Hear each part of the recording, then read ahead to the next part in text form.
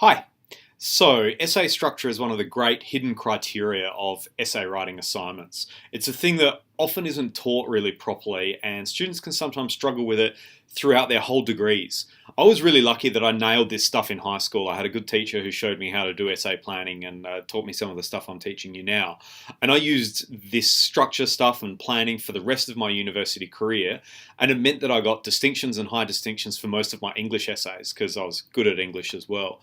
Even in politics, which I wasn't really good at, I didn't do enough work in, I didn't do enough reading, I still got straight credits because I consistently wrote well-structured essays, even though the content was a little bit weak.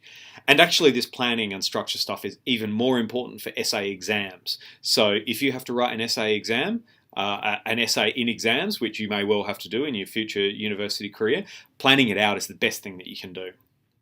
So the simplest definition of academic essay structure is introduction, body, conclusion. Lots of people know this, but don't really know what it means or how it works in practice.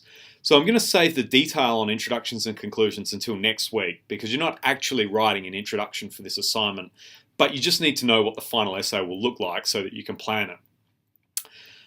The way I'm going to do this is with reference to a concept called global and local levels of argument. So global levels of argument are like the whole world. It's massive. It's the biggest or most broad general level of things. Local argument is more detailed, more specific, more focused on the here and now rather than the big overarching concepts. This is the best way to distinguish between your introduction, conclusion, and the body of your essay. And actually, this being able to distinguish between specific and general things is a really important skill for study and thinking generally. Another way of doing this is with what they sometimes call the hamburger or the hourglass model, which looks a bit like this. You can see how it looks a bit like an hourglass. Okay, so what we have here is we have the introduction up the top here.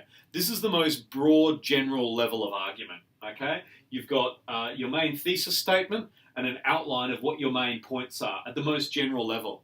You don't get into much detail. Introductions don't have many references often because they don't go into much detail. Here we have the body.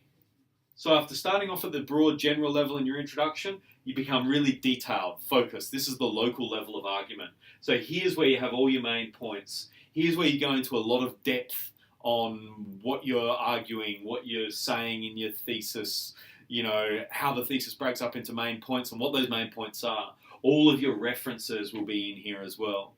Once you've done with your body, you then go back out to your conclusion,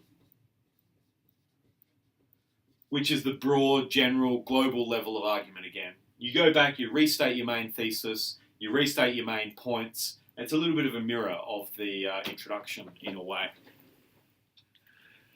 So that's what we're looking at in terms of the hamburger model and the broad, general kind of distinction. Let me just catch up here. So, a bit of a quick note on evidence. Although I've been saying all along that all good arguments need evidence, you may find that the global level of your argument doesn't have much evidence in it, as I kind of briefly mentioned when we were looking at the board. Actually, your introduction and conclusion can have no references at all in it, and that's fine. It sounds a bit weird when we've been saying that evidence is so important. The reason for this is that the introduction and conclusion is where your originality lies. That's where really your argument, your thesis, and your main points are. And it's quite hard to have evidence for some of those points. If you've got evidence that support a really broad general point that you want to make in your introduction and conclusion, like maybe a simple definition or something like that, that's fine to do that, and that won't hurt at all. But your originality lies in your introduction and the conclusion. You won't be able to find a single reference that easily supports your overall argument because your overall argument hasn't been written before. It's yours, right? So when you drill down into the local, detailed level of argument that you'll have lots more references because that's where your evidence is.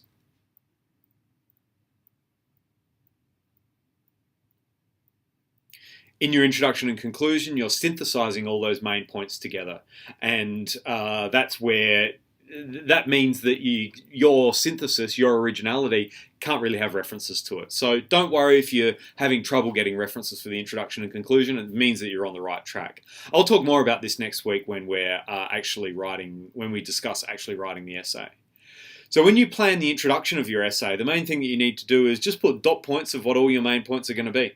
And then the body of your essay will be headings of each of those dot points that you had in your introduction, and you'll elaborate on them, expand on these.